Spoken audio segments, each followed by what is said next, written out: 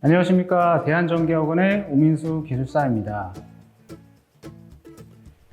139회 시험은 잘 치르셨는지요? 139회 2교시 건축전기설비기술사 기출문제 풀이를 시작하도록 하겠습니다. 먼저 문제 2-1입니다. 전기재료에 대하여 다음 사항을 설명하시오. 유전율, 투자율, 도전율, 저항률. 이렇게 크게 4가지를 물어봤기 때문에 우리가 25점 문제 같은 경우에는 이렇게 항목을 문제를 분류를 해서 낸다 그러면 특이사항이 없으면 바로 그냥 직답으로 하셔도 될 것 같습니다. 먼저 유전율에 대해서 한번 보겠습니다. 유전율의 정의는 내용이 많지만 유전 분급에 의해서 진공에 비하여 더 많은 정전 에너지를 가지게 되고, 따라서 단위 최적당 저장되는 정전 에너지를 결정하는 물리적인 양을 결정하는 것을 유전율이라고 할 수 있겠습니다. 우리가 그림 많이 보셨죠? 콘덴서라든지 이런 부분들을 에너지를 저장을 할 때 안에다 이제 유전율이 있는 유전체를 넣어서 에너지를 저장을 하게 됩니다. 먼저 여기서 정전 에너지에 대한 내용을 한번 보겠습니다. 정전 에너지 같은 경우에는 2분의 1 C의 자승으로 우리가 수식을 쓸 수 있겠죠? C 같은 경우에는 입실론 D분의 S로 쓸 수 있습니다. 따라서 유전율과 비례를 하게 됩니다. 따라서 우리가 단위 최적당 에너지, 저장되는 에너지 같은 경우에는 유전율이 클수록 더 많은 에너지를 저장을 할 수 있게 됩니다. 그래서 유전율 같은 경우에는 비유전율과 진공에서의 유전율로 구분을 할 수 있고요. 진공에서의 유전율은 8.85 곱하기 10-12승 페라퍼메타로 딱 정해져 있습니다. 비유전율 같은 경우에는 우리가 정의를 쭉 이제 써 놨는데요. 매질에 따라서 결국에는 상수가 다르다. 뒤에서 내용을 보시면 유전체의 종류에 따라서 비유전율이 이렇게 결정이 되어져 있습니다. 여기서 이제 폴리에틸렌 같은 경우에는 크게 우리가 실무에서는 XLP를 볼 수 있고요.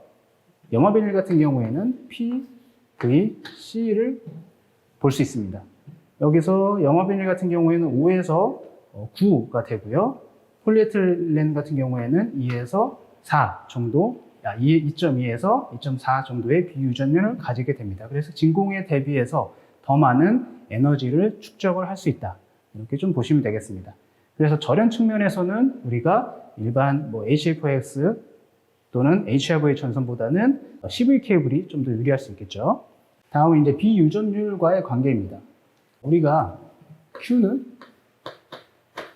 CV이고 V는 C분의 Q로 볼 수 있고요. C는 대입을 하면 입실론 D분의 S의 Q로 볼 수 있겠죠. 따라서 비유전율이 클수록 우리가 단위 최적당 전압은 감소한다. 이렇게 볼 수 있겠고요.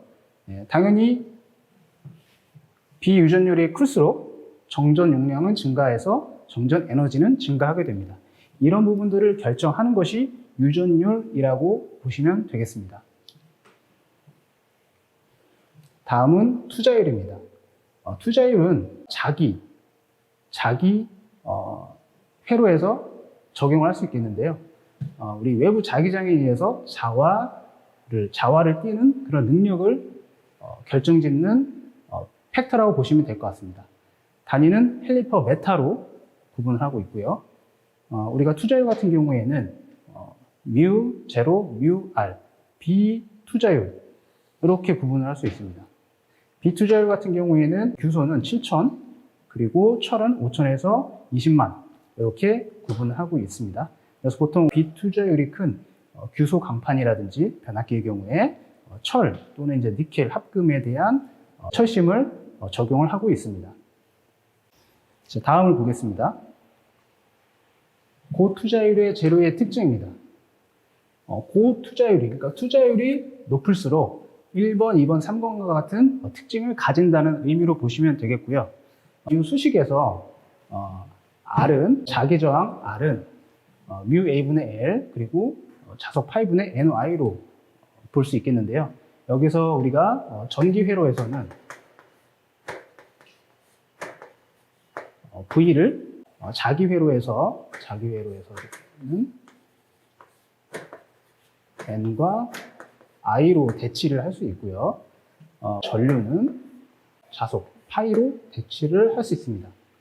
그러면 여기서 자속 파이는 BS가 되고요. B는 mu H가 되고요.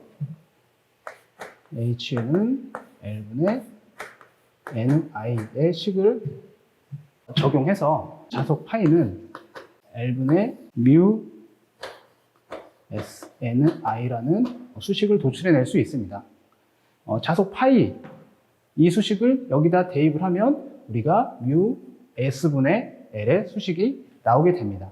따라서 투자율이 높을수록 자기저항은 감소하고 그에 따른 히스테레손이라든지 잔류자석 보자력, 그 다음에 재료의 차화가 용이하게 됩니다. 우리가 보자력 그리고 잔류 자석의 크기를 감소시키면서 히스테리시스 루프의 면적이 감소되면서 우리 자기저항, 어떤 손실 그런 부분들이 감소가 되기 때문에 고투자율의 우리가 처심 재료를 사용하는 이유가 되겠습니다. 그리고 우리가 투자율과 비투자율 같은 경우에 비투자율이 이제 우리가 고투자율의 재료를 쓰는 경우에는 자기력이 이제 감소하게 되는데요. 그러니까 더 작은 자기력으로 처심을 좌화시킬 수 있는 능력이 더 커진다. 이렇게 보시면 되겠고요. 자속의 어떤 방향이 플러스와 플러스 또는 마이너스와 마이너스일 때는 반발하는 방향을 가지게 되고 플러스 또는 마이너스일 때는 흡인하는 방향으로 어떤 자기력의 힘이 작용한다라고 보시면 되겠습니다. 따라서 실계통에서는 우리가 변압기, 전동기 등의 철심에서 고투자율을 가지는 규소와 철, 니켈 등의 강자성체를 적용하고 있습니다. 다음은 도전율입니다. 도전율은 전류가 흐르기 쉬운 정도를 나타내는 팩터이고 단위는 모 퍼 메타로 쓰고 있습니다. 특징은 우리가 고유정하고 반비례 관계를 갖고 있기 때문에 고유정은 전류를 흐르기 힘든 정도를 나타내지만 도전율은 반대로 전류가 흐르기 쉬운 정도를 나타내고 있고 20도씨에서 길이가 1m이고 1 스퀘어인 경우에 표준 연동선의 저항을 58분의 1에서 100%로 해서 이와 비교를 해서 경동선은 97%, 알루미늄선은 61%로 규정을 하고 있습니다. 다음은 저항률입니다. 저항률은 아까 도전율하고 반대의 개념으로 전류가 흐르기 어려운 정도를 이야기를 하고 있고요. 단위 최적당 저항률이라고 표현을 하고 있습니다. 단위는 옴 메타로 적용을 하고 있고요. 전기저항식은 로우 A분의 1이 L이고요. 58분의 1 곱하기 C분의 100 곱하기 A분의 L입니다. 여기서 C가 중요한데요. 아까 앞에서 우리가 도전율에서 봤던 이 도전율 C를 연동선에서는 100%, 경동선에서는 97%, 알루미늄에서는 61%를 적용을 하고 있습니다. 그래서 우리가 이제 동의 도전율 같은 경우에는 1.72 곱하기 10-8승이 나오고 알루미늄은 2.02 곱하기 10-8승이 나오는데 동 같은 경우에는 100% 연동선하고 경동선으로 구분을 하잖아요. 그래서 이 C에다가 100%를 넣고 계산을 하면 1.72가 나오고요. 물론 이제 우리가 단위를 미터로 바꿔주기 위해서 10-6승을 곱합니다. 그리고 이제 C에다가 97을 곱하면 1.77 곱하기 10-8승이 나오고요. 이 C에다가 61을 곱하면 2.62 곱하기 10-8승이 나오게 됩니다.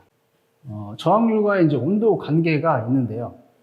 금속도체 같은 경우에는 비례관계, 저항이 온도가 증가할수록 저항률이 증가를 하고요. 대지 또는 반도체 같은 경우에는 온도가 증가할 경우에는 저항이 감소하는 반비례 관계를 가지고 있습니다. 그래서 전선에 전격 전류를 선정을 할 때 주위 온도를 검토하는 이유가 기준 같은 경우에는 우리가 30도를 기준으로 주위 온도가 만약에 상승을 한다. 주위 온도가 상승을 하게 되면 저항률이 커지게 됩니다.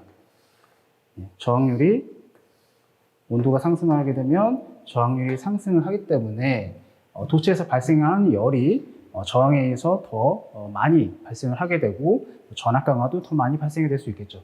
그런 부분들로 적용을 하시면 되고요.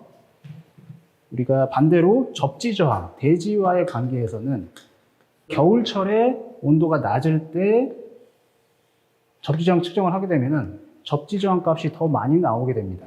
그래서 이 그래프가 해당 문제에서는 매우 중요하다고 할 수 있겠습니다. 네, 다음으로 넘어가도록 하겠습니다. 다음은 문제 2-2입니다. 고압 및 특고압 접지 설계 IEEE STD80에서 다음 사항에 대하여 설명하시오 라고 그리고 첫 번째 접지 설계 순서, 두 번째 접촉 전압 및 그리고 보폭 전압의 저감 방법에 대해서 문제가 기출이 됐고요. 먼저 접지 설계 순서를 한번 보겠습니다. 총 이제 10단계로 이제 구분이 돼서 접지 설계가 이제 진행이 되고 있고요. 처음에 이제 1단계에서 토양의 이제 특성을 조사를 하게 됩니다. 등가 대지 고유 저항을 이제 산정하게 되는데 여기서는 우리가 보통 웨너의 4정법을 이용하죠.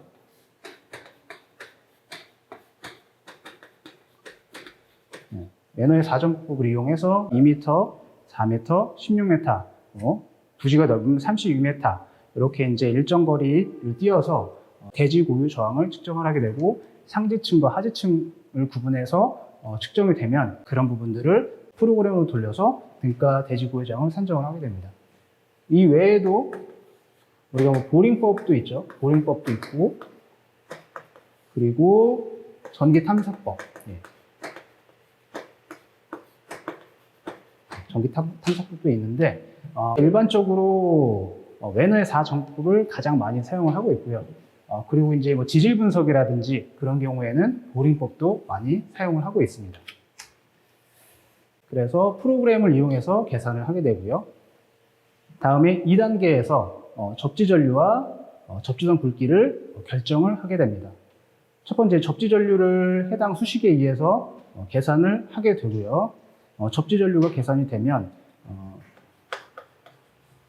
접지선 굵기를 선정을 합니다. IG가 빠져서 제가 좀 추가를 했고요. 이 수식에 대한 이제 해당 내용들이 나오게 되고요.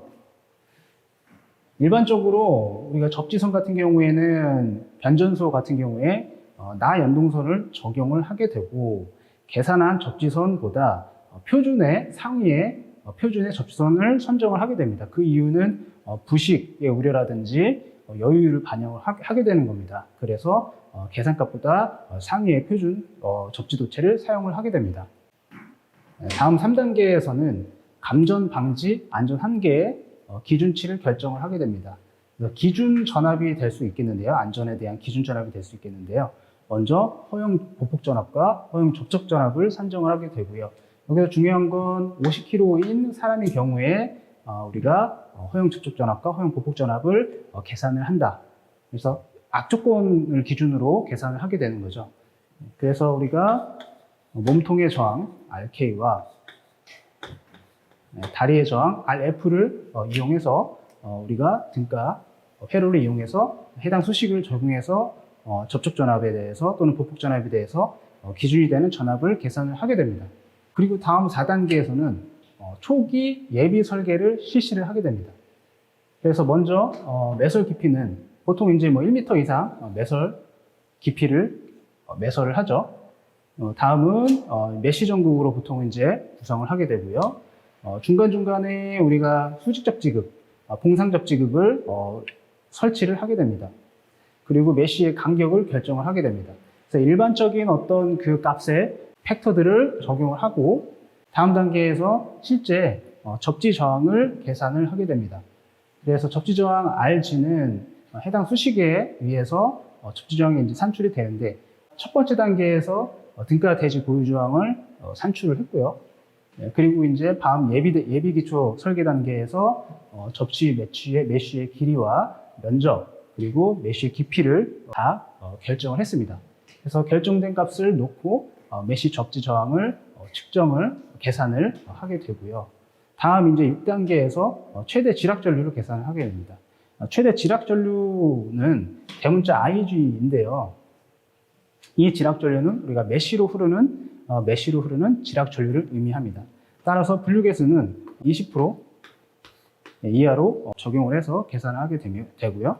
지락전류는 아까 2단계에서 계산한 지락전류를 적용하시면 되겠습니다. 그래서 여기서 중요한 거는 답안을 작성을 하실 때 이런 이제 접지 저항과 어떤 길이와의 관계, 면적과의 관계, 깊이, 매설 깊이와의 관계를 같이 좀 설명해 주시는 것이 유리하다라고 할 수 있겠습니다. 다음은 이제 7단계 접지망의 전위 상승, 그라운드 포텐셜 레이즈와 아까 기준이 되는 허용 접착 전압과의 관계를 비교를 하게 됩니다. 메쉬로 흐르는 지락전류와 그리고 접지 저항을 계산을 했습니다. 그래서 접지망 전위 상승을 계산을 할 수가 있고요. 그리고 아까 3단계에서 접촉 전압을 계산을 했습니다. 허용 접촉 전압을. 여기서 이제 접촉 전압 같은 경우에는 접촉 전압을 만족하면 보폭 전압은 당연히 만족을 하기 때문에 이 터치하고 비교를 하게 되고요. 여기서 이 조건이 만족을 하게 되면 여기까지 이제 설계 완료가 되지만 이 조건이 불만족한 경우에는 다음 단계로 이동을 하게 됩니다. 8단계에서는 실제 메쉬 전압 그리고 예상 보폭 전압을 계산을 하게 되는데요. 이 부분은 실제로 접촉을 했을 때 또는 서 있을 때 어떤 지락 전류가 흘렀을 때의 그 1m의 그 보폭 사이에 발생하는 전압을 계산을 이제 하게 돼서 그 값이 실제 발생하는 전압이 되는 겁니다. 그래서 이 값이 기준이 되는 허용 접촉 전압보다 더 작아야지 안전하다고 할 수 있겠습니다. 그래서 이런 부분들을 우리가 9단계에서 비교를 해서 만족하면 설계가 완료가 되고요.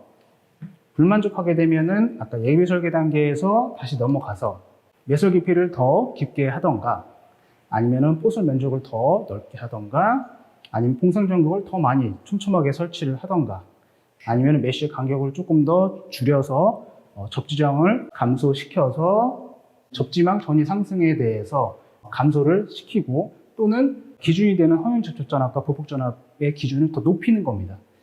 그래서 우리가 불만족했을 때에는 그런 부분들을 다시 재설계를 함으로써 안전을 확보할 수 있다고 할 수 있겠습니다.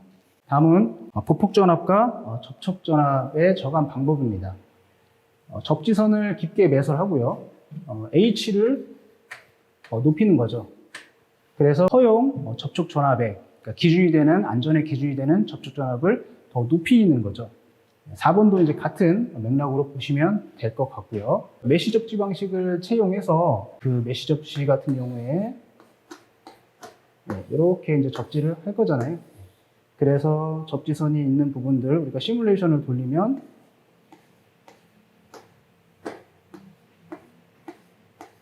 이런 식으로 이제 전위 경도가 이제 발생이 되는데요. 그런 부분들은 이제 메쉬를 이용해서 전위 경도의 크기를 감소시킬 수 있겠죠. 그래서 메쉬 접지 방식을 채용을 하고 당연히 이제 메쉬 간격 D를 감소시킴으로써 접지장을 감소시킬 수 있고요. 그리고 이제 아스팔트라든지 콘크리트 자갈 이런 부분들을 타설을 해서 로우를 우리가 높게 해서 허용 접촉 전압을 더 기준이 되는 접촉 전압을 더 크게 할 수 있습니다. 그리고 이제 우리가 사고회로의 임피던스를 크게 한다는 것은 보호 장구, 보호 장갑이라든지 그 다음에 절연화라든지 절연장갑 이런 부분들을 착용해서 임피던스를 크게 해서 인체의 IK 통전 전류가 감소할 수 있도록 저감할 수 있다고 하겠습니다. 따라서 결론에서는 IEEE에서 정의하고 있는 접지 설계 순서를 10단계로 적용을 해야 되고 우리가 보통 이제 국내 변전소 같은 경우에는 IEEE STD80을 적용하고 있다. 그리고 키워드죠. 50kg인 사람을 기준으로 우리가 허용 접촉 전압 또는 보폭 전압을 산정을 하고 있다라는 내용들이 되겠습니다. 다음은 3번 문제이고요. 내부 시스템에 대해서 필요구역 선정 방법, 외부 필요 시스템, 그리고 내부 필요 시스템에 대해서 설명을 이제 하라라는 문제가 되겠습니다. 먼저 필요구역 이제 LPZ 이제 선정 방법인데요. 크게는 이제 가장 이제 외측은 LPZ0, 그다음에 LPZ1, 그다음에 LPZ2. 이제 건물 안쪽으로 들어갈수록 필요구역이 이제 점점 더 이제 커지는 거죠. 그래서 먼저 크게는 이제 외부 구역하고 이제 내부 구역으로 나눌 수가 있는데요. LPZ0A 같은 경우에는 직경례와 뇌전자계의 위협이 완전히 위험한 경우를 말하고요. LPZ-0B 같은 경우에는 뇌전자계에 대해서 완전한 이제 위협이 있는 구역을 의미합니다. 그래서 적용 예 같은 경우에 가로등, 무한등, 그리고 이제 CCTV 같은 경우에는 이제 아예 나대지에 이제 보통 이제 허브 벌판에 설치가 되고 있으니까 그런 경우, 그리고 다음은 LPZ-0B 같은 경우에는 옥상 이제 수전 설비라든지 건축물이 이제 상부 옥상에 있는 경우 그런 설비들을 이제 구분을 하고 있습니다. 그래서 답안에다 이제 적용 예를 반드시 좀 써주는 게 좋고요. 그림까지 그려주면 좋겠죠. 그리고 LPZ-1 같은 경우에는 서지 전류가 제한된 지역을 의미하고요. 그리고 LPZ-2에서 N으로 갈수록 더욱 제한된 지역, 뭐 LPZ-3으로 가면은 뭐 더더욱 제한된 지역으로 구분을 할 수 있고요. 당연히 이제 건축물 안에 들어가서 전기실, 뭐 MDF실 같은 경우에는 LPZ-1, 그리고 방재센터, 전산 장비들이 많은 어떤 그런 실에서는 LPZ-2에 해당하는 시스템을 구축을 해줘야 된다. 이렇게 좀 구분하시면 될 것 같습니다. LPZ의 이제 구분 목적은 민감한 전기 전자 설비를 보호하기 위해서 위험들에 따라서 이제 구역을 구분을 해서 본딩과 SPD를 이제 설치하기 위함입니다. 그래서 구역에 따라서 SPD를 클래스 뭐 1에서 뭐 또는 2 그리고 3로 적용을 하게 되죠. 보통은 클래스 2를 가장 많이 적용하고 있죠. 다음은 외부, 내부 시스템입니다. 먼저 그림을 그려보면 건축물이 뭐 제가 기와집을 그렸네요. 요즘에는 빌딩을 그려야 되는데, 그래서 이제 여기 이제 수레부가 있고요. 그리고 인하도선이 있고 접지극 시스템이 있습니다.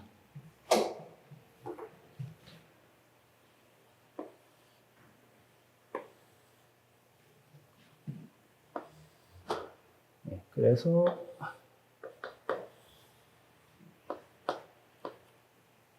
이렇게 되겠죠. 여기가 수레부 시스템이 되겠고요. 여기가 이제 인하도선 시스템이 되고요. 여기가 접지극 시스템이 됩니다. 이 세 가지를 합쳐서 외부 필외 시스템이라고 하고요. 그리고 이 내부에서 보호 방법, 본딩이라든지 이격이라든지 차폐 이런 부분들을 검토하는 것이 내부 필외 시스템이라고 구분을 할 수 있겠습니다. 그래서 이 그림을 보고 한번 설명을 드리겠습니다. 먼저 이제 외부 필외 시스템 같은 경우에는 수레부 시스템입니다. 수레부 시스템에는 크게 구성 요소는 세 가지로 구분을 할 수 있습니다. 첫 번째 돌침, 그리고 수평도체, 메쉬도체, 그렇게 세 가지로 구분이 되고 있는데, 대부분이 우리가 이제 평면도를 그려보면 건축물이 이렇게 만약에 있다고 한다 그러면요, 이렇게 수레부를 돌침 형태로 설치를 하고, 그리고 보통은 외측에다가 수평도체를 설치를 합니다. 네, 이런 형태 1번하고 그리고 2번을 조합한 형태를 좀 많이 적용을 하고 있습니다. 그래서 이제 뒤에서 얘기가 나오겠지만은 보호 각도, 보호 범위 같은 경우에는 회전고체법을 이용해서 필외 시스템을 검토하고 있습니다. 이렇게 되겠죠. 그래서 크게는 수레부는 돌침, 수평도체, 메쉬도체로 분류가 되고 있다. 다음은 수레부의 시스템 배치 방법. 아까 제가 말씀을 드렸는데, 먼저 이제 보호각법을 말씀을 드리면, 보호각법 같은 경우에는 해당 어떤 그래프를 이용해서 적용을 하게 됩니다. 보통은 우리가 1등부터 4등급까지 필요 등급이 있는데, 4등급 적용을 가장 많이 하고 있습니다. 보편적으로. 그래서 공동주택 같은 경우에는 아파트가 되겠죠. 아파트 같은 경우에는 4등급 적용을 많이 하고 있고요. 법 규정에서 KC라든지에서 법 규정에서는 위험물 시설, 위험물 저장소 같은 경우에는 2등급을 적용하고 있습니다. 위험물 저장소 같은 경우는 2등급을 적용하도록 하고 있습니다. 그래서 요지는 그 H죠. 높이가. 건축물이 만약에 이렇게 있으면 H. 높이에 따라서 높이가 높을수록 51대와 21대. 그 각도가 다르죠. 그래서 이게 높을수록, 이게 더 높이 설치될수록 보호 각도는 좀 더 좁아진다. 이렇게 보시면 되겠습니다. 그래서 보호 각도가 이렇게 좀 달라진다. 이렇게 이해를 하시면 되겠고요. 다음은 회전구체법입니다. 회전구체법은 제가 기존에 그려드렸던 방식으로 구체를 굴려서 반지름, 규정에 해당되는 반지름에 대한 구체를 돌려서 보호 범위가 벗어나지 않는지, 건축물이 벗어나지 않는지 그런 부분들을 검토하게 됩니다. 다음은 이제 메시법, 기타 사항으로 이제 세 번째 메시법도 있습니다. 다음은 인하도선 시스템입니다. 인하도선 시스템은 우리가 수뇌부에서 접지극을 연결해주는 도체로 보시면 되겠습니다. 그래서 우리가 수뇌부와 접지극을 연결해준다. 그래서 인하도선 설치 방법에는 여러 개의 병렬 전류 통로를 형성을 할 것. 여러 개의 병렬이라 함은 보통 건축물의 이제 보호 둘레, 건축물 보호 둘레가 있지 않습니까? 뭐 얘가 예를 들어서 이 둘레가 100m다. 근데 나는 4등급으로 피레 시스템을 설계를 한다. 그러면 뭐가 되지 않습니까? 그래서 뭐 정확하게 100m가 나오면은 5가닥을 적용하면 되겠지만 뭐 한 6가닥 정도 적용한다 그러면 이 6가닥의 병렬 구성을 하게 되고 그래서 그 병렬 구성을 통한 고장 전류, 뇌전류를 통로로 활용을 하는 거죠. 당연히 전류의 통로의 길이는 최소로 유지하는 것이 바람직하겠죠. 그리고 이제 구조물과의 어떤 도전성 부분. 내려가다가 구조물이 있다. 구조물이 있으면 등전이 본딩을 한다. 이렇게 보시면 되겠습니다. 다음은 인하도선 설치 방법입니다. 가능한 한 이제 수뇌부하고 전기적 연속성이 수뇌부와 전기적 연속성이 형성되도록 시설을 해야겠죠. 이제 0.2m 이하가 나와야겠죠. 전기적 연속성이. 그리고 당연히 최단거리로 시설하는 것이 유리하고요. 루프의 형성은 피해야 됩니다. 이격거리가 있기 때문에. 다음은 접지극 시스템입니다. 접지극 시스템 같은 경우에는 A형 접지극과 B형 접지극으로 이제 구분을 하고 있습니다. 먼저 A형 접지 같은 경우에는 수평 또는 수직 접지극, 수평 또는 수직 접지극 이렇게 되는 거죠. 그냥 그리겠습니다. 이렇게 되는 거죠. 그리고 이제 A 접지형 같은 경우에는 2개 이상 시공을 해야 된다, 시설을 해야 된다. 그리고 접지극의 이제 최소 길이가 규정이 되어 있다. 해당 그래프를 보시고 1등급, 2등급, 3, 4등급 이렇게 적용이 되겠죠. 여기 선이 빠졌죠. 이렇게 4등급이 적용을 하게 되고 여기서 중요한 건 우리가 대지, 접지 저항이 15 이하이면 최소 길이를 따로 규정하지 않는다. 이렇게 보시면 되겠습니다. 그리고 B형 접지극 같은 경우에는 이제 기준, 그러니까 길이 평균이 되는 기준 길이가 이제 산정이 될 텐데요. 기준 길이가 산정이 될 텐데 이 값, 평균 RE 값 이하이면 적합하다. 근데 얘가 더 큰 경우에는 접지극 또는 접지 도체를 추가로 더 포설을 해야 된다. 이렇게 볼 수 있겠습니다. 그래서 추가되는 수평 도체 같은 경우에는 우리가 RE에 마이너스 L1을 적용하면 되겠고 수직 같은 경우에는 곱하기 2분의 1을 하면 되겠죠. 그리고 B형 접지 같은 경우에는 도체가 80% 이상이 우리가 지중해 매설이 돼야 된다. 그리고 환상도체 또는 기초 접지극으로 이루어져 있다. 이렇게 정의를 가져가시면 될 것 같습니다. 다음은 이제 내부 필의 시스템에 대해서 보겠습니다. 내부 필의 시스템 같은 경우에는 아까 외부 필의 시스템, 수레부, 인하도선, 접지극에서 뇌격 전류를 흘려주는데 그에 해당하는 어떤 키워드죠. 위험한 불꽃 방전의 발생을 방지하기 위해서 내부 필의 시스템을 적용한다. 내용을 보면 먼저 필의 등전이화, 그리고 상호 간의 접속, 외부 필의 시스템과의 전기적 절연, 구분을 할 수 있겠습니다. 필의 등전이화는 구조물의 금속 부분, 그리고 금속재 설비, 내부 시스템, 그리고 외부 도정선 부분과 등전이화를 이루어서 내부 시스템, 예를 들어서 전자, 전기, 설비, 이런 부분들이 되겠죠. 그로부터 어떤 영향을 최소화해야 된다라는 내용을 좀 보시면 되겠습니다. 여기서 외부 도전성 부분 같은 경우에는 아까 제가 말씀드렸던 수레부하고 인하도선, 그래서 건축물의 구조물에 설치된, 접속된 수레부나 인하도선, 이런 부분들도 볼 수 있겠습니다. 내부 시스템 같은 경우 안쪽에 이제 계량기라든지, 기타 이제 개통의 도전부라든지, 그런 부분이 될 수 있을 거고요. 금속재 설비도 마찬가지고, 외부에서 이제 들어오는 구조물의 금속 부분, 이런 부분도 마찬가지입니다. 다음은 이제 상호 간의 이제 접속 방법입니다. 상호 간의 접속 방법은 이제 자연적 구성무제를 통한 이제 본딩을 하거나 또는 정기적 연속성이 제공되지 않는 경우에는 SPD를 이용하거나 절연 방전 장치를 이용해서 본딩을 이제 하게 됩니다. 그래서 SPD 같은 경우에는 점검할 수 있는 방법으로 설치를 하게 되고요. 보통은 직접 접촉할 수 없는 경우에는 우리가 도체, 선로가 되겠죠. 그래서 보통 분전함에도 많이 설치가 되고 있고요. 그리고 이제 금속 설비에 본딩을 하는 경우에 도체의 최소 단면적이 규정이 되어 있습니다. 등급은 동일하게 1등급에서 4등급까지 보통 구리를 적용했을 때 6스퀘어 이상이어야 된다라는 내용을 조금 알고 계셔야 되고요.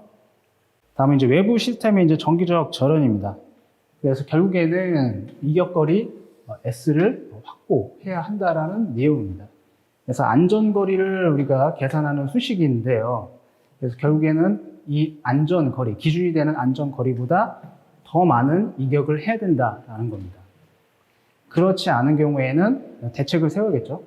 그래서 이 수식 같은 경우에는 우리가 KI 같은 경우에는 보호 레벨에 관련된 거니까 우리가 1등급에서 4등급까지에 대한 어떤 개수들이 적용이 되어 있고요. 구분이 되어 있고요. 인하도선에 흐르는 전류에 관계된 개수는 도체, 인하도선의 수, 한 개냐, 두 가닥이냐, 세 가닥 이상이냐에 따라서 개수가 구분이 되어 있고요. 그 다음에 KM, 전기절연 같은 경우에는 공기냐, 콘크리트냐에 따라서 개수가 구분이 되어 있습니다.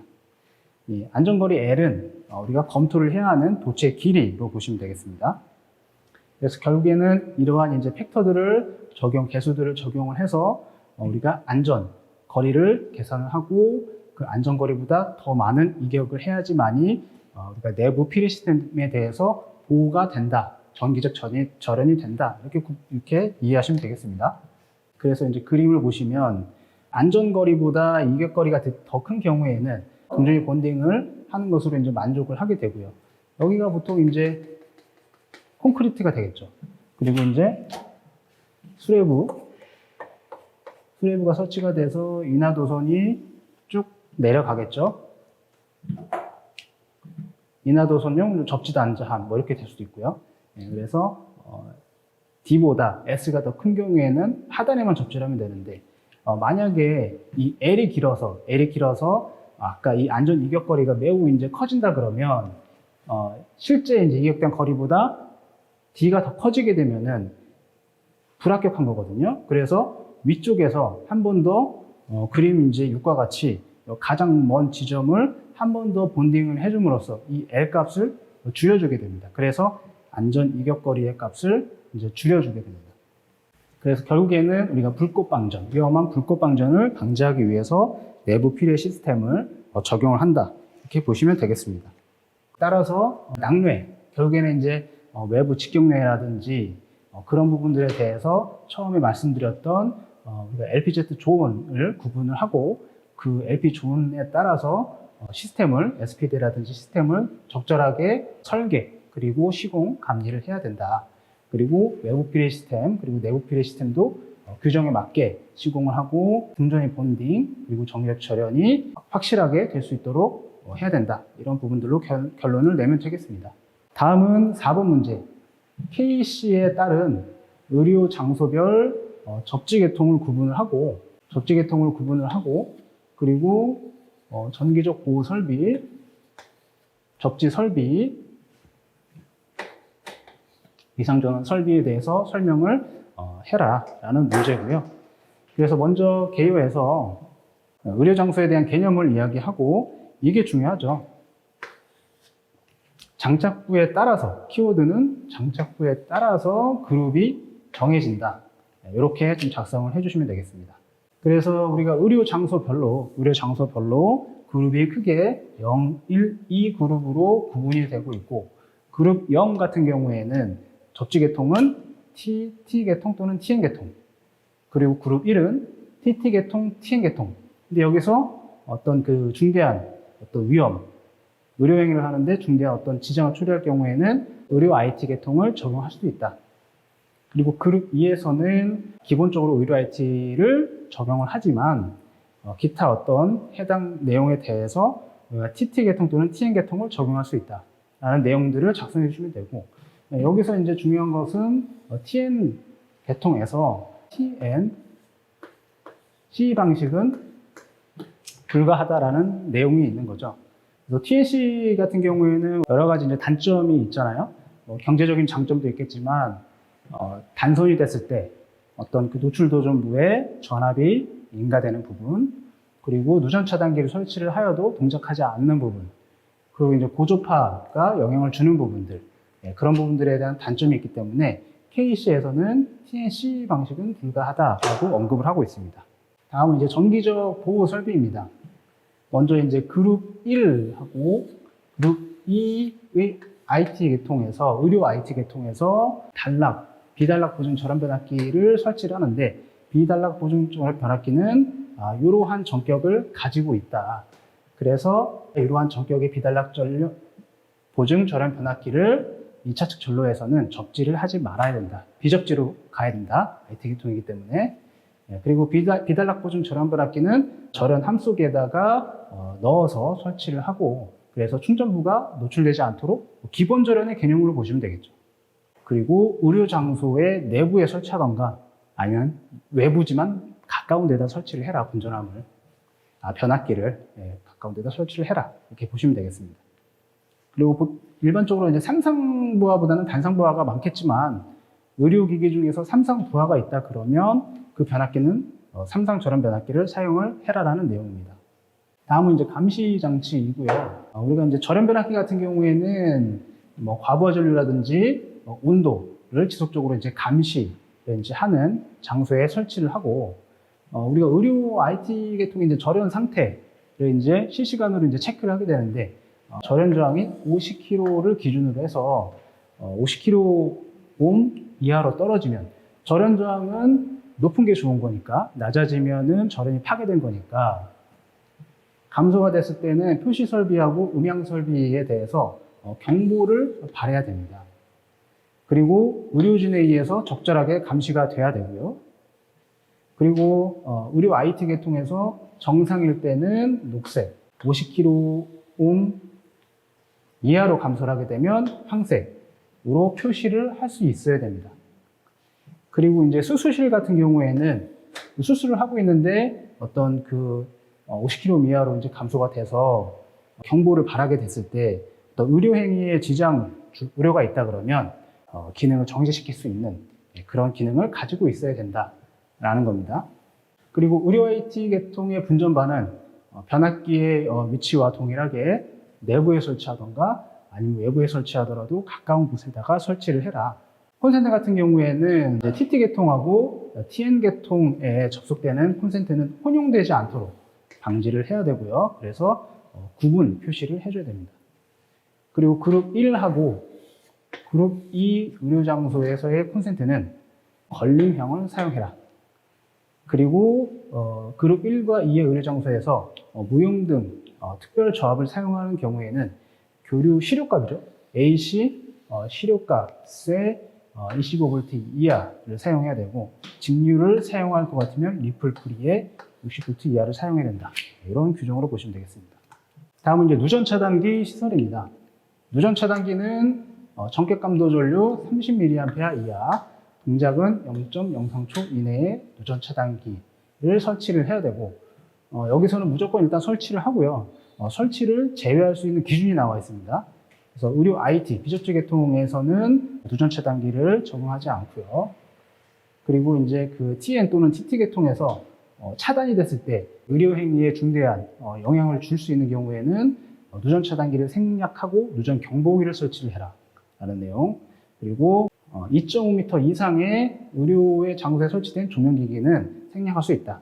또는 건조한 장소의 의료기기에 공급하는 전로에도 생략할 수 있다. 다음은 접지 설비입니다. 우리 의료 장소에서 전기 설비, 그 다음에 전기 기기의 노출 도전부, 그리고 개통의 도전부에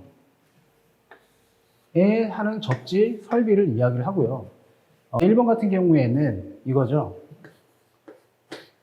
A실이 있고 B실이 있는데 이 면적이 20제곱미터예요. 이 면적은 25제곱미터예요. 네. 이 면적을 합쳤을 때 50제곱미터 보다 작은 경우에는 본딩바를 공유해서 쓸 수 있다. 이렇게 하나만 설치해서 공유해서 쓸 수 있다. 이런 부분들이 내용이 좀 있고요. 각각 설치돼야 된다. 그러니까 그 보호도체는 각각 설치를 해라. 전기 설비 및 의료 장소의 의료기기에는 각각 설치를 해라.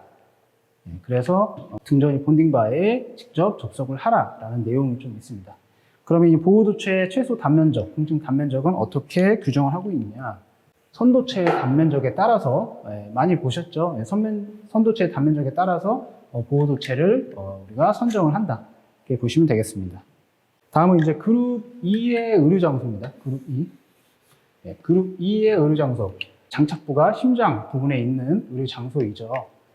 그런 이제 장소에서는 우리가 개통의 도전부하고 그리고 이제 노출 도전부, 그리고 차폐선, 도전성 바닥 등이 1.5m의 범위 내에 있다 그러면은 등전이 본딩을 시행을 해야 된다라는 내용입니다. 그래서 등전이 본딩에 대한 방법을 상호간에 접속을 하고 등전이 본딩과에 각각 접속을 해야 된다. 그리고 이제 그 등전이 본딩 시스템을 한 명의 환자한테 환자가 이렇게 누워 있는데 저쪽실에 있는 장비가 이제 B 장비가 있고 A 장비가 있으면은 이거 둘 다 많이 쓰고 있단 말이에요. 심장 부분이겠죠. 그래서 등전이 본딩바가 별도로 시스템이 구성되지 말라 이거죠. 그래서 하나의 시스템으로 이렇게 등전이 본딩을 해라 라는 내용으로 보시면 되겠습니다. 접지도체 같은 경우에는 접지도체, 개념 다들 아시겠지만 등전이 본딩 바가 이렇게 있으면 이게 접지도체죠. 이제 그 접지극하고 연결되는 이 선을 접지도체라고 할 수 있겠죠. 이렇게 접지도체라고 할 수 있겠죠. 그리고 노출도전부하고 연결되는 것은 우리가 보호도체라고 할 수 있겠죠. 그래서 여기서 보호도체를 쭉쭉 이제 연결을 해 나가는데, 여기는 10스퀘어, 여기는 2.5스퀘어, 또 가가지고 16스퀘어 이렇게 사용되는데, 이 중에서 가장 커야 된다. 그러니까 16스퀘어 이상이어야 된다, 접지도체는. 그렇죠? 왜냐면 여기서 이제 고장이 났을 때 흘러서 이렇게 갈 텐데, 그렇죠? 만약에 이렇게 있으면, 접지기를 이렇게 있으면 N상, 핫상, N상 공급될 때 고장 전류가 이렇게 프로를 구성하는데, 이것보다 작으면 얘가 개방되거나 끊어지면 고장전류 루프가 형성되지 않잖아요. 그렇기 때문에 반드시 보호도체보다 굵은 접지도체를 사용해야 된다. 다음은 이제 비상전원입니다. 비상전원 같은 경우에는 15초를 초과하는 경우, 그리고 15초 이내인 경우, 그리고 0.5초 이내인 경우, 크게 세 가지로 구분을 하고 있습니다. 15초 초과, 15초 이내, 0.5초 이내. 그래서 이제 여기서 이제 기본 내용 같은 경우에는 그 밖에 이제 병원 기능을 하는 일반적인 그냥 중요한 기기에다가 공급을 하는 경우고요.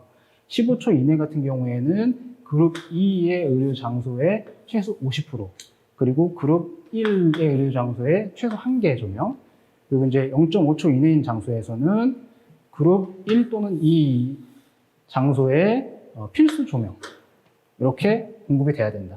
그래서 이제 우리가 비상전원에 대한 종류를 이렇게 구분을 했습니다.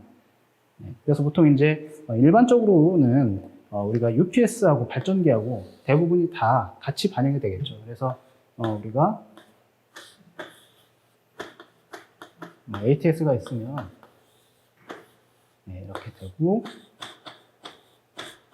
UPS를 거쳐서 우리가 로드화를 이렇게 쓰겠죠. 의료용 기기를 사용하겠죠. 근데 이제 여기서 굳이 이렇게 나눠 놓은 것은, 보통 이제 발전기가 이제 가동을 할 때에는 상용 전원이 이렇게 정전이 됐을 때에는 우리가 UVR이 보통 정한 시 3초 정도의 픽업을 하게 됩니다. 3초 정도에 이제 픽업을 하게 되면은 우리가 발전기에 정전 신호를 주게 되고, 발전기의 디젤 엔진이 시동을 걸어서 우리가 원동기가 이제 돌아가면서 발전기 모터를 돌려주면서, 그 다음에 전압이 확립이 되면, 전압이 확립이 됐을 때 그러니까 ATS를 이렇게 절체를 시켜주는 거거든요. 그래서 UVR 3초 잡아먹고, 그 다음에 발전기 가동하고 뭐 하는데, 예를 들어서 5초에서 한 8초 정도 이렇게 소요가 된다. 그 다음에 ATS가 절체되면 비상전원이 공급이 되는 거거든요. 그래서 이 시간이 예를 들어서 8초가 아닌, 만약에 15초가 걸린다, 13초가 걸린다, 만약에 13초가 걸린다, 그러면 3초 플러스 13초니까 얘는 16초잖아요. 이런 경우에는 발전기만 적용을 만약에 했다. 여기서는 가능하겠지만, 여기서 15초 이내에 비상전원을 공급을 해야 되는데, 발전기만 우리가 반영을 했다. 그러면은 법 규정에서 이제 어긋나게 되는 거죠. 그래서 대부분이 다 우리가 UPS 플러스 발전기를 적용을 하고 있다. 0.5초 이내에 비상전원을 공급하는 경우에도 UPS가 우리가 특성상 무순단으로 비상전원을 공급하지만, 이거 UPS 용량의 한계가 있잖아요. 그래서 기본적으로 전기 설비 구성은, 비상전원 공급 설비의 구성은 이 형태를 띠고 있다. 다만 이제 시간에 따른 어떤 특성을 조금 더 구분해줬다, 이렇게 좀 보시면 되겠습니다. 따라서 이제 의료용 전기 설비 같은 경우에는 KC 기준에 적합하게 설계, 시공, 그리고 감리를 해서 환자의 안전을 확보하고 기타 이제 그 전개적인 재해를 예방을 해야 한다라는 내용으로 결론을 마무리를 할 수 있겠습니다. 다음은 5번 계기용 변류기 CT죠. CT에 대하여 우리가 과전류 정수의 정의, 과전류 정수의 정의하고 고려사항 또는 주의사항을 설명해라. 그리고 CT의 V결선에 대해서 설명을 해라. 그리고 포화 현상에 대해서 발생 원인하고 대책을 설명해라. 사실은 이 CT 같은 경우에는 기본 문제이죠. 근데 1번하고 3번 같은 경우에는 많이 준비를 하셨을 것 같아요. 근데 2번 V결선 같은 경우에는 기출이 거의 없었을 것 같거든요.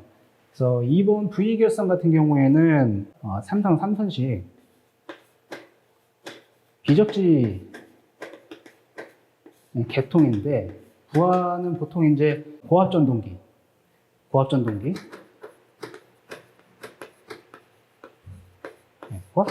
부하에 조금 적용한다, 이렇게 보시면 되겠습니다. 그 밖에도 이제 배전 계통에도 반영을 할 수 있겠지만, 그 정도로 이제 방향을 잡아서 가시면 될 것 같고요. 먼저 이제 과전류 정수의 정의 및 성정 시 이제 고려사항입니다. 그래서 과전류 정수 같은 경우에는 이제 수식이 이제 이렇게 되죠. 그래서 이제 과전류 영역에서 오차 특성을 나타낸, 그리고 전격 부담, 전격 주파수 하에서, 그리고 비오차가 마이너스 10%. 이런 것들이 이제 키워드가 될 수 있겠죠. 그래서 우리가 과전류 영역이라고 하면, 크게는 과부하 전류가 있을 수 있고요. 그리고 고장 전류가 있을 수 있겠죠. 여기서도 고장 전류는 크게는 단락 전류하고 지락 전류로 구분을 할 수 있고요. 여기서는 고장 전류에 대한 영역으로 검토를 하면 됩니다. 그래서 여기가 과전류 영역이 되겠죠. 이 영역에서 비오차가 마이너스 10%가 될 때 이 둘과의 비를 이야기를 하는 거죠. 예를 들어서 우리가 CT가 이렇게 100대5 CT가 설치가 돼 있다. 근데 여기서 고장이 나서 1500 암페어가 만약에 흘렀다. 그렇게 이제 가정을 하는 겁니다. 그러면 이제 여기가 과전류 영역이니까 여기가 이제 1500 암페어가 되겠죠. 물론 이제 이 1500 암페어는 비오차가 마이너스 10%가 될 때를 이제 얘기를 하겠지만, 어찌됐든 이 1500 암페어와 그리고 CT 1차 전격 전류를 계산한 게 이제 과전류 정수가 되는 겁니다. 그래서 이 계산한 값 동등 이상의 과전류 정수를 선정을 해야겠죠. 그래서 중요한 것은 1500A 고장 전류가 흐르는데, 그 고장 전류가 흐를 때 비오차가 마이너스 이제 10%일 때의 고장 전류입니다. 그래서 키워드가 전격 부담, 전격 주파수, 그 다음에 비오차 마이너스 10%. 이 정도 보시면 되겠습니다. 보통 실무적으로 20을 많이 씁니다. 그래서 OP 20을 많이 씁니다. 10도 좀 쓰긴 하지만 이렇게 정의를 좀 내려주면 되겠고요. 이게 과전류 정수, 저도 이제 시험을 볼 때, 공부를 할 때 과전류 정수를 많이 안다고 생각을 하지만 막상 쓰려고 하면 걔는 좀 생각보다 좀 잘 안 잡히는 그런 이제 테마라고 좀 보시면 될 것 같습니다. 그래서 이거는 어떤 그 출제 예상 문제를 떠나서 항상 기본 문제로 가져가야 될 문제로 좀 보시면 될 것 같고요. 다음은 이제 선정 시 이제 고려 사항입니다. 또는 주의사항 이렇게 보시면 되겠죠. 당연히 고장 전류 단락 또는 지락에 CT가 포화되지 않도록 해야 되는 거죠. 그래서 결국에는 우리가 이 CT는 우리가 보호개전 이제 시스템이라고 하는데요. 보호개전 시스템이라고 하는데, 우리가 CT가 검출부가 됩니다. 그리고 릴레이가 판정부가 되고요. 그리고 얘가 CB가 동작부가 됩니다. 이 일련의 구성을 합친 게 이제 보호개전 시스템이 되는 건데요. 그래서 얘가 제대로 고장 전류를 변성을 해주지 못하면 얘가 판정을 하지 못하게 되고, 판정을 하지 못하게 되면 고장이 났음에도 불구하고 트립이 되지 않습니다. 그래서 오부동작이 될 수가 있는 거죠. 그래서 당연히 CT가 포화되면 적정한 B로 전류를 변성해서 릴레이에 입력을 줄 수 없기 때문에 아까 계산한 이 N값을 반드시 잘 검토를 해야 되고요. 그리고 이제 과전류 정수가 적은 것을 선정할 경우에 개전기로 유입되는 전류를 적게 한다. 이게 무슨 말이냐면은, 아까 전에 이제 우리가 과전류 정수를 이제 계산을 하고, 만약에 과전류 정수가 아까 계산한 값이 13이 나왔다. 그러면은 과전류 정수, 전격 과전류 정수가 20도 있고, 만약에 40도 있다. 이렇게 쳤을 때 무조건 큰 게 좋다는 게 아니라는 거죠. 그래서 그 계산된 값에 직상의 과전류 정수를 선정하는 것이 유리하다. 왜냐하면 어느 정도 이제 CT가 릴레이를 동작시킬 수 있을 정도로만 제대로 변류를 전류를 변성해주면 그 다음에는 철심이 포화가 돼도 상관이 없다는 얘기죠. 오히려 철심이 포화가 되지 않고 고장 전류를 지속적으로 유입시키면 릴레이의 어떤 내부 특성에 부담을 준다. 그렇기 때문에 무조건 큰 게 좋은 게 아니라 어떤 그 계산된 검토된 값에 직상의 것을 선정을 해야지만이 개전기로 유입되는 전류를 적게 할 수 있다. 이렇게 좀 이해하시면 되겠습니다. 그리고 이제 겉보기 과전류 정수도 좀 중요한데요. 실제로 이제 변류기 전격 부담하고 사용 부담이 있는데, 요거 같은 경우에는 전격 내부 손실 같은 경우에는 잘 고려하지 않습니다. 다만 우리가 이제 포화 전압, 리포인트 볼테이지라든지 포화 전압, 포화 전압을 검토할 때는 내부 부담을 또는 임피던스를 검토를 하긴 하지만, 일반적으로 이제 검토를 할 때는 겉보기 과전류 정수는 이 정도만 검토를 하면 될 것 같고요. 전격 부담이 이제 만약에 40VA다. 얘가 40VA인 거죠, CT가. 그리고 사용 부담은 보통 요즘에는 아날로그 유도형 계전기보다는 디지털형 계전기를 많이 사용을 하고 있기 때문에, 얘가 이제 디지털 같은 경우에는 부담이 크지 않습니다. 뭐 1VA 뭐 이하 정도 될 거예요. 그래서 보통, 그리고 CT에 뭐 릴레이, 그 디지털 그 릴레이 하나만 설치를 하면은 이제 전류 측정도 다 되기 때문에 릴레이 하나 정도밖에 설치가 안 되거든요. 그럼 예를 들어서 과전류 정수가 N이 만약에 10인, 그리고 전격 부담이 40인 CT를 설치를 하고 부담이 1VA 이하다. 그러면은 이게 달라진다는 거죠. 그래서 이게 다 40VA이고 사용 부담을 1VA로 설치하고 우리가 과전류 정수, 전격 과전류 정수를 10으로 했다. 그럼 이거 계산을 해보면 40 곱하기 10이잖아요. 그러면 실제로는 겉보기 과전류 정수는 얘는 400하고 동일한 과전류 정수를 가지게 된다. 설치는 전격 과전류 정수는 10으로 했지만 실제로는 400인 과전류 정수를 특성을 갖게 된다. 이렇게 볼 수 있겠습니다.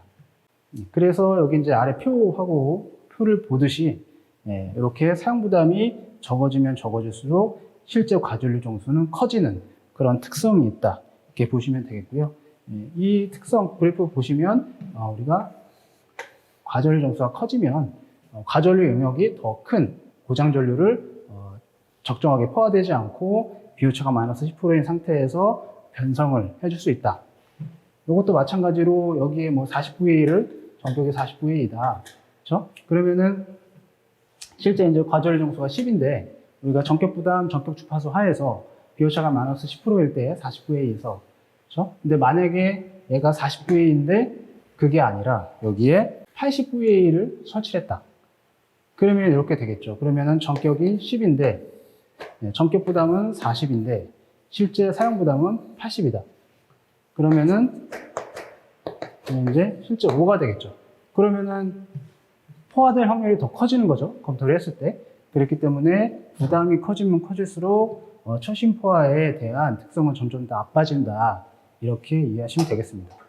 그래서 철심이 포화가 되면 이게 키워드죠. 철심 포화. CT는 철심 포화가 모든 문제점을 발생시키니까. 그래서 비오차가 크게 발생이 되고, 그리고 이제 과전류 정수가 클수록 비오차는 뭐 적어진다. 제가 이제 말씀드렸던 내용들을 쭉 보시면 될 것 같고요. 이것도 이제 80VA를 40VA로 하면 비오차는 감소한다. 이런 내용들을 좀 보시면 되겠습니다. 보통은 다 경부담이에요. 보통은 다 경부담으로 설치를 합니다. 우리가 전력연변압기도 뭐 1000kV에 설치를 하면 1000kV 그대로 설계하지 않잖아요. 그래서 우리가 CT 같은 경우에도 부담을 또 작게 설계를 한다. 다음은 계기용 변류기의 V결선입니다. V결선은 이 결선을 V로 했다는 겁니다. 그래서 V는 이렇게 되는 거잖아요.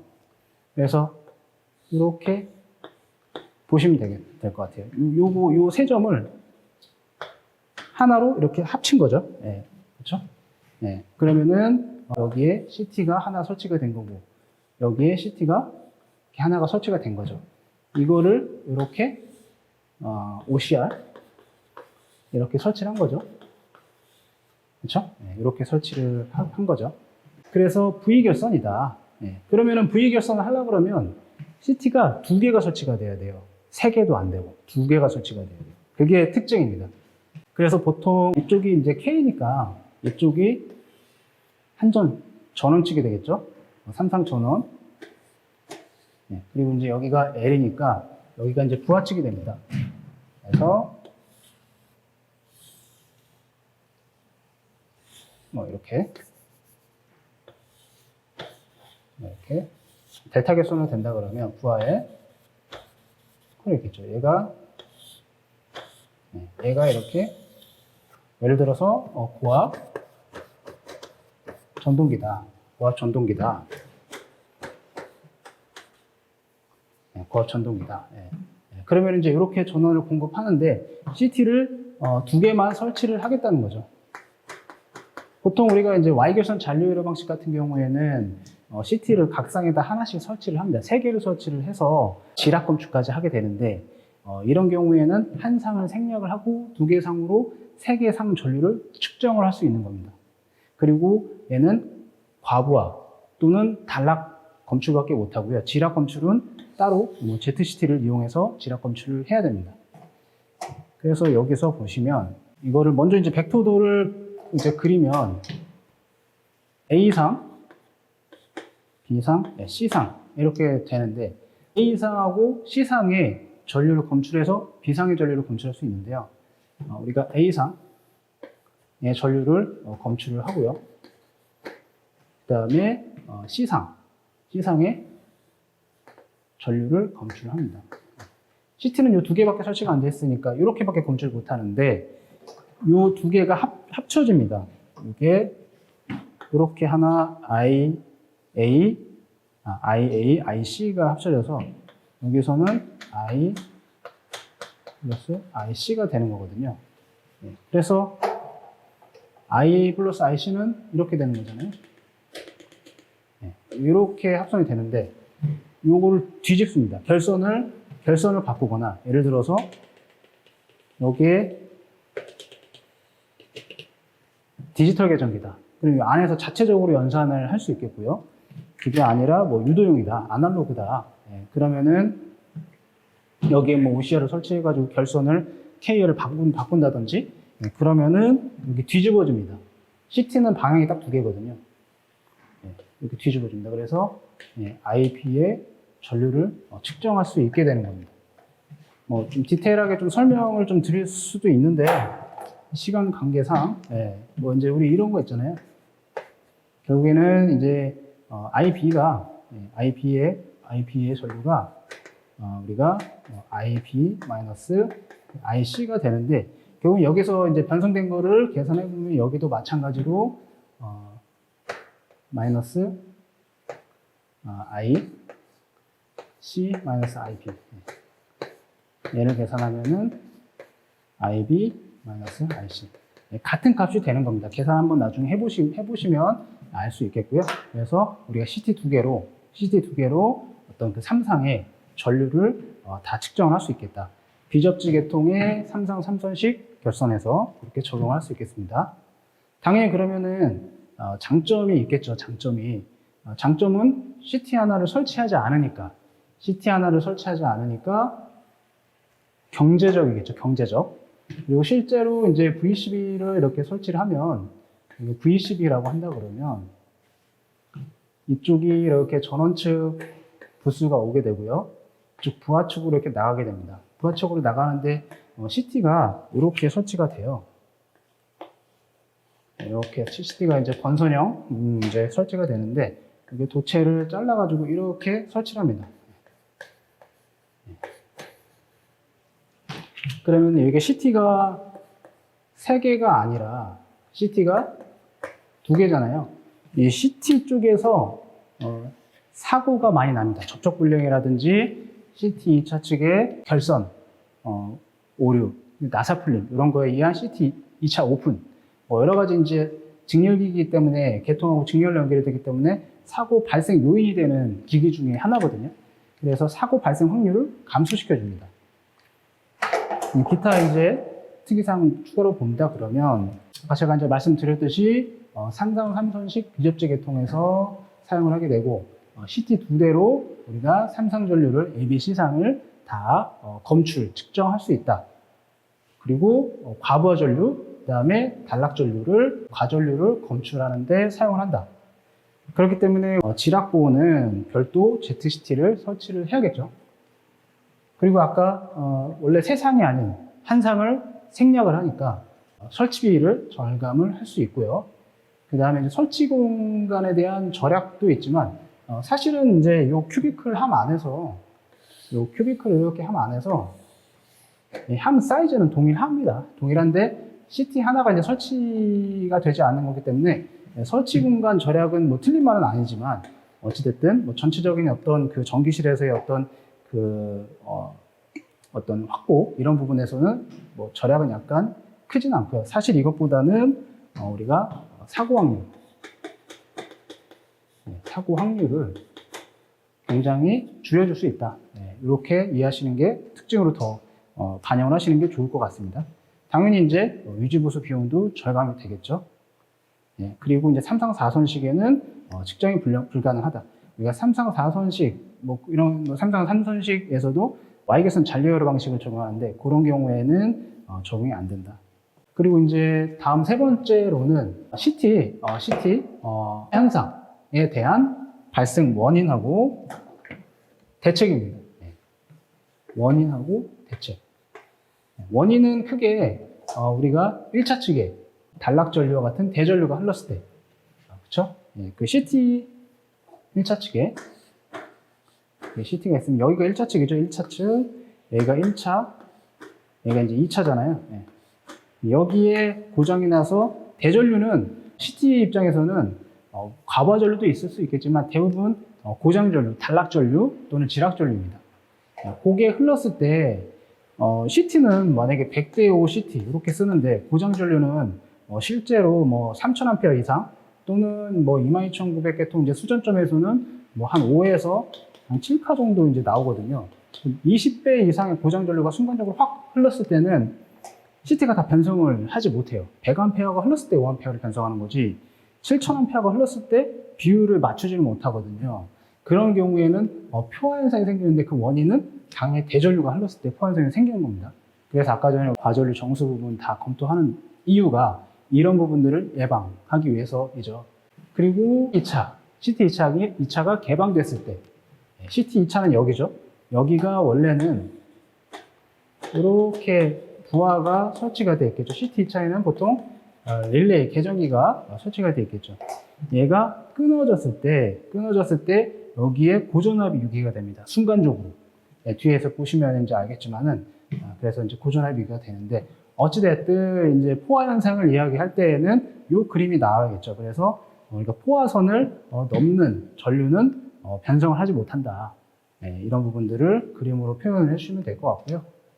2차 개방 같은 경우에는 철심이 포화된다라는 것보다는 2차 측의 고전압이 순간적으로 유기가 됩니다. 그래서 2차 측 등가위를 이렇게 봤을 때 이게 분리가 되면은 전류가 다 이쪽으로 흐르게 되잖아요. 그러면 순간적으로 여자 전류가 증가하면서 우리가 내부 임피던스하고 만나면서 2차 측의 전압이 순간적으로 확 상승하면서 굉장히 CT 2차 측 건선이 촘촘하게 설치가 되어 있거든요.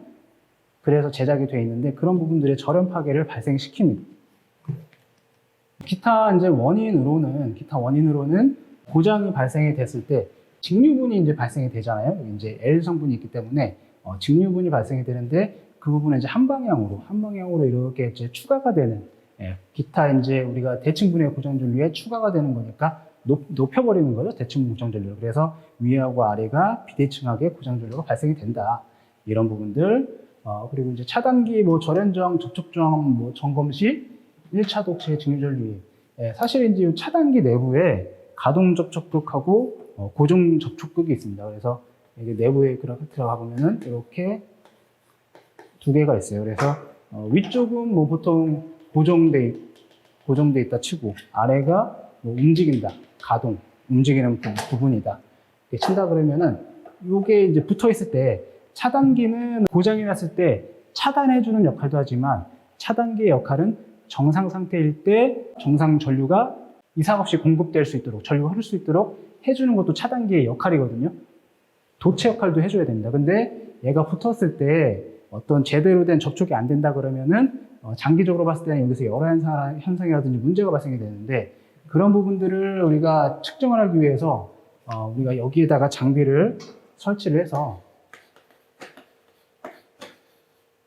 이렇게 설치를 해서 이렇게 측정을 하게 됩니다. 근데 이제 우리가 여기에 접촉점을 측정을 하는데 원래는 이제 인출을 해서 분리를 할 수 있는데 해야 되지만 실제 그렇게 하지 못하는 경우에는 이거를 연결한 상태에서 그냥 측정을 하게 되면 CT를 통해서 그 측정 전류가 회로를 구성하게 됩니다. 그럼 여기에 DC분 또는 이제 처심포와 어느 정도 이제 자속이 이제 적체되어 있다고 봐야겠죠. 그런 부분 내용이고요. 그리고 이제 변압기 이제 2차 측에 여기에 변압기가 이렇게 있다. 우리가 이제 이고조파가 75% 여자 돌입전류 뭐 이제 그렇게 발생이 되잖아요. 그런 부분들. 그 다음에 이제 여기가 변압기가 아니라 이런 이제 고압 전동기라든지 이런 부분들에 의해서 직류근.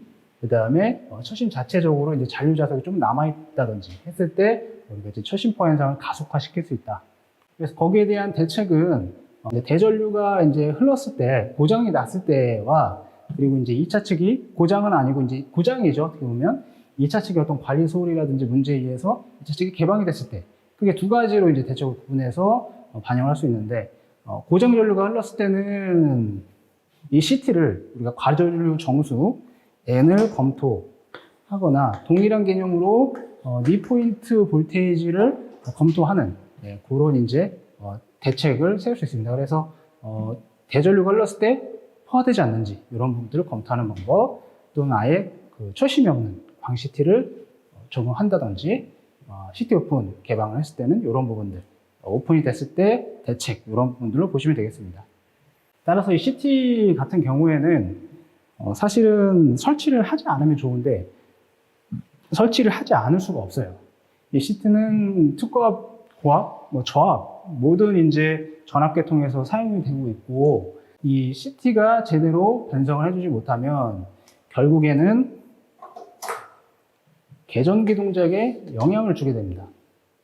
그래서 오부 동작을 발생시키기 때문에 그런 부분들에 대해서 검토가 확실하게 반영이 돼야 계통으로의 파급을 방지할 수 있다.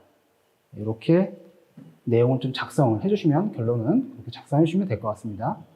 다음은 이제 KEC에 따른 전기 자동차 전원 설비에 대해서 첫 번째 이제 종용보험이 그다음에 전원국 설비의 저압전로 그다음에 충전장치 그다음에 충전장치에 대한 방호장치로 구분해서 설명을 해라.